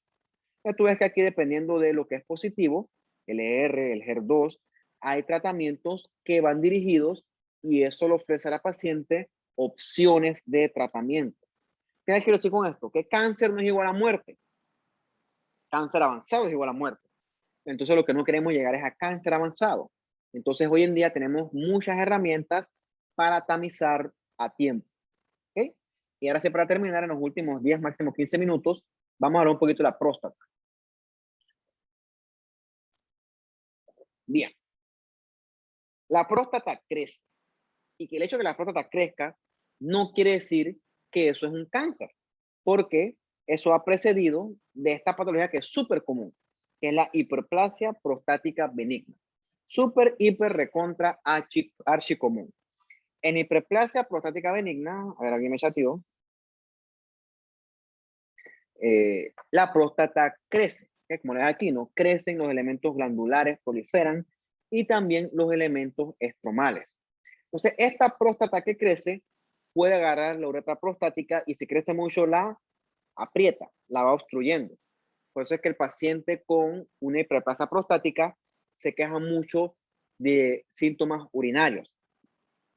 Por eso es que tú puedes escuchar a la gente diciendo, chuchi, yo estoy prostático, porque es que yo voy al baño y orino. O sea, vas mucho al baño el hombre con prostatismo, porque cuando él orina, no vacía toda la vejiga. Entonces, siempre tienes ganas de orinar, tienes que ir mucho al baño. Eso es un síntoma de agrandamiento prostático. Entonces, virtualmente a los 80 años, todos los hombres, 90% prácticamente, podemos cursar con algún grado de hiperplasia prostática benigna.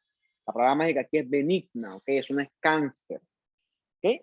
Entonces, ocurre también por un tema hormonal, en respuesta al exceso de estrógenos, y se ha sustentado porque en hombres castrados no se ve hiperplasia prostática benigna, ¿no? Eso es curioso. Son próstatas grandototas, como si fuera una pelota de tenis, y tienen muchos nodulitos, ¿no? Pero esos nodulitos son estroma y glándulas que están proliferando, pero que son benignas. La clave para esto es que tú ves esas glándulas con la presencia de su respectiva capa de células basales, ¿ok? Puedes tener aquí todas las glándulas que quieras, apretadas, lobulares, pero si tienen sus células basales, esto es benigno. Entonces, cuando corta esa próstata, o este corte está fatal, por cierto, horrible, pero tú ves una proliferación de estroma y de glándulas. Eso es perfectamente benigno, ¿no?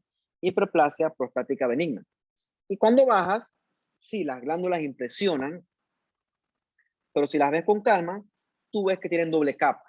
Tienen su capa luminal de sus células normal de su epitelio glandular y hacia la base tienen su capa basal. ¿Okay? Si tú ves capas basales, si es más de una capa, eso es benigno. ¿Okay? Aquí ves, tienes una capa y tienes otra capa por fuera. Eso es benigno. Y en la luz, los famosos corpora amilácea. ¿Cuál es el problema de esto? Si tú no ves capa basal, es altamente probable que tú estés frente a un cáncer. Por eso la evaluación histológica requiere la determinación de la capa de células basales. Así como en la mama requiere la evaluación de presencia de zonas miopiteliales, aquí requiere determinar por histología, o sea, por HY, si yo veo o no células basales. Si yo tengo dudas, puedo mandar marcadores de inmunistoquímica para determinar si hay o no células basales. Eso también me ayuda. Bien. Con respecto a la hiperplasia prostática benigna, tú ves cómo crece la próstata. Y cuando crece, puede obstruir, la uretra. Entonces, el paciente, depende del tamaño de la próstata, va a tener disminución en el calibre del chorro, obviamente. Urgencia urinaria es que él siempre se está orinando. Frecuencia urinaria es que tiene que ir mucho al baño. Y nicturia es que tiene que aparecer muchas veces en la noche para orinar.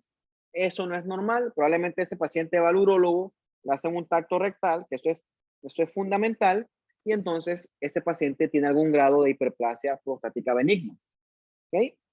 Esto, eso se opera, le pueden hacer una resección transuretral para disminuir el volumen de esa próstata. Una cosa importante es que esta obstrucción a la uretra hace que la vejiga acá arriba acumule mucha orina. Con el tiempo, si no se vacía, Eso es caldo de cultivo para bacterias y por eso es que estos pacientes prostáticos tienen mayor riesgo de sufrir infecciones de vías urinarias. ¿Okay? En un fenómeno pues parecido al que estudiamos en la clase de anterior con el diabético. Eso es lo que sí nos preocupa a nosotros es el adenocarcinoma de próstata, que es hiper, súper y así súper, hiper, bastante común del punto de vista estadístico. ¿Okay? No es que es de que común en general, pero cuando agarras todos los cánceres, el cáncer de próstata, en este caso el tipo de histológico más común, es el adenocarcinoma cinar de próstata, es el más común de los hombres. Es superado antes de los 50 años, ¿ok? Lo importante, al igual que todo lo que he discutido hasta ahora, es la detección a tiempo. ¿Cómo lo detectamos? Bueno, con el tacto rectal y también con el PSA en sangre. ¿Qué ocurre? El PSA en sangre no es 100% específico para cáncer de próstata. Excepto que en el cáncer de próstata puede estar aumentado, pero ese PSA también aumenta en otras condiciones, como por ejemplo infecciones, prostatitis, inflamaciones. Y entonces, cuando hay sospecha, entonces toca realizar la biopsia y el control con biopsias, dependiendo de. Entonces, los factores de riesgo para que se desarrolle un cáncer de próstata, hay factores hormonales, hay cierto riesgo hereditario y también obviamente siempre como es un cáncer, tiene que haber susceptibilidad genética, ¿ok? Después se pueden leer acá abajo los genes involucrados en esto. Entonces, cuando nos llegan estas próstatas, tú ves los nódulos estos parcialmente circunscritos, anormales, blanquecinos, esos son los que son sospechosos de cáncer. Entonces, cuando tú ves en la histología el cáncer de próstata, lo importante es, como le dije anteriormente, es una sola capa de células, una sola capa. ¿Por qué? Porque estas glándulas han perdido su capa de células basales. Eso es un hallazgo morfológico fundamental para el cáncer de próstata. Otra cosa importante es la presencia de nucleolo. Eso te ayuda a diagnosticar un cáncer de próstata.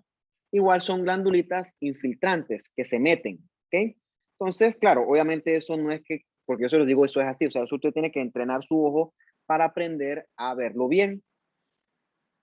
Los cánceres de próstata se gradúan con el sistema de Gleason. Gleason 3, de forma resumida, hacen glándulas. Gleason 4, pueden fusionarse las glándulas o puede ser glándulas chiquititas que parecen glándulas-like, estructuras. Y el Gleason 5, que es el más alto grado, es que las células se sueltan, infiltran el estroma. Es importante que sepan que el cáncer de próstata se gradúa con el sistema de Gleason, ¿ok? Entonces, esto que tienen acá es un cribiforme, ¿ok? Es una estructura cribiforme, que es una estructura constituida por la fusión de muchas glándulas. Es como una gran glándula con muchos lúmenes. Si ves ese cribiforme ahí, eso es un Gleason 4. Mientras que por fuera tienes las células sueltas infiltrando.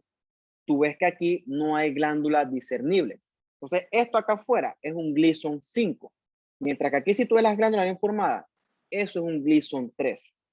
Entonces, nosotros lo graduamos en base a cuál es el tipo más común y el que le sigue. Después tener un Gleason, por ejemplo, 3 más 4, puedes tener un 4 más 5, dependiendo de la cantidad de patrón morfológico que ves. Entonces, fundamental, siempre acuérdate que no debes encontrar células basales. Eso es bien importante. ¿Okay? El estudio del cáncer de próstata, como dije, viene con el PSA. Lo repito, el PSA no es un aumento de PSA, no es igual a cáncer. Orienta a cáncer, pero repito, puede estar aumentado en otras condiciones. Eso tiene que ir acompañado de un tacto rectal y si está indicado, la realización de biopsias. ¿Okay? El cáncer de próstata, si le da chance, puede hacer metástasis. El sitio más común es metástasis a hueso, produciendo las famosas lesiones osteoblásticas. ¿Okay?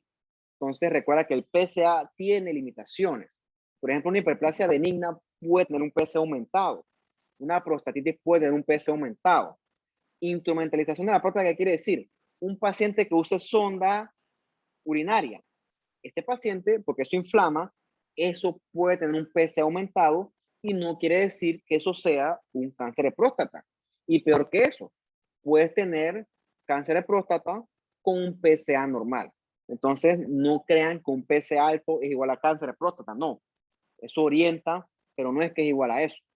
Y puede tener cáncer de próstata malo, ¿no? Mira, por ejemplo, esta aquí es un cáncer de próstata que está metiéndose en la piel. Es una metástasis de próstata a la piel, cosa que también puede ocurrir, y esto es precisamente lo que nosotros no queremos. Nosotros queremos tamizar las cosas a tiempo para evitar que haya neoplasias que hagan metástasis y que comprometan la vida del paciente, ¿no? Creo que esta es la última. Listo, ¿no? Un poco largo esto, pero no importa.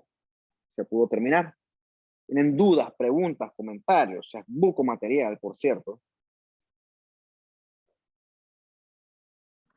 Bueno, profe, yo tenía ahora más bien un comentario que por lo menos cuando estaba haciendo una de mis charlas, pues para los talleres que me tocó investigar un poco acerca del papiloma, que busqué del virus Ujú. papiloma, pues en verdad hay muchas, como muchas fuentes que te dicen, por lo menos en cuanto a los coilocitos, que son como indicatorios de alto, o sea, de alto riesgo, pues, y otros como que de bajo riesgo. Entonces, nada, me pareció interesante porque usted lo mencionó en la clase, pues que hay como varios puntos de vista al respecto.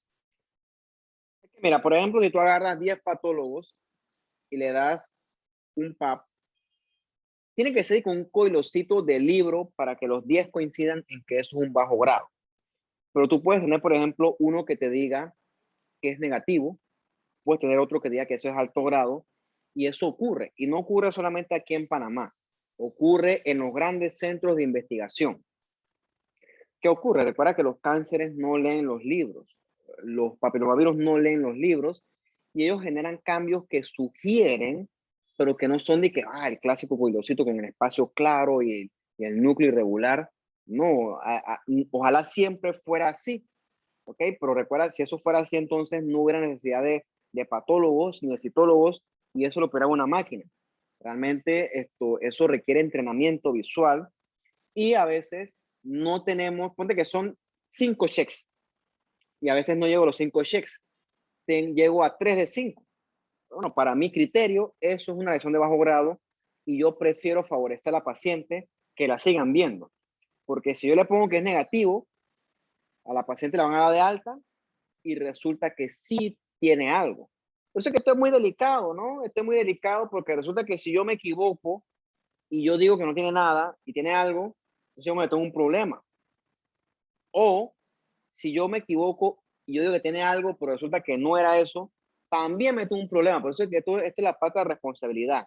Por eso es que esto lleva mucho entrenamiento. Esto hay que estudiar mucho y hay que ver y estudiar y ver y ver y ver y ver.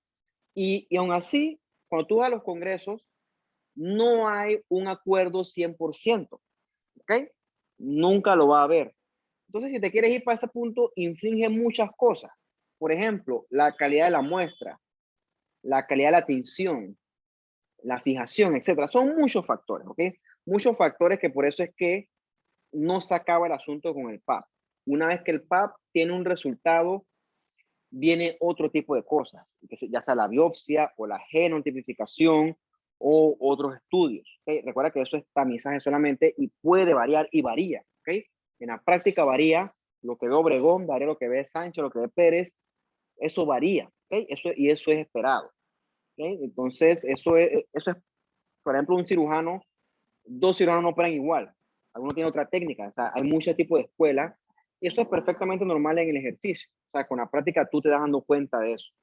Pero lo importante es tener bien claro las cosas y tener criterio al momento de decidir. Y otra cosa importante que vimos en un congreso es una cuestión que dice, don't be a hero. O sea, no seas un héroe. Si yo tengo dudas de algo, hey, mírate esto, verifícate, ¿te parece que esto sea esto?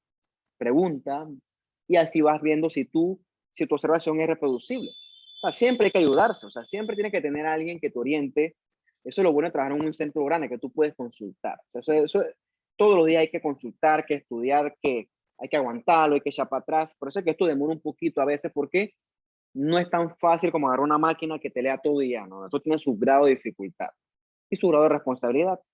¿Okay? Créeme que eso de que yo le hablo ahorita, eso me ha costado mucho aprendérmelo. Años de estudiar, de leerlo.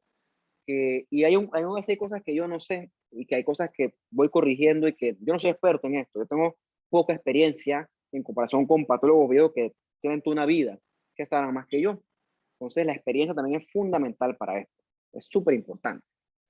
Entonces, estas cosas pasan. Esto no es 100%. ¿Qué más?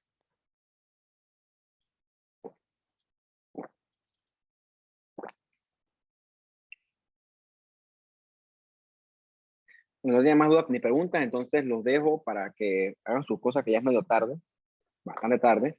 Y bueno, nos veremos entonces nosotros el viernes, pues, si Dios quiere y espero que quiera.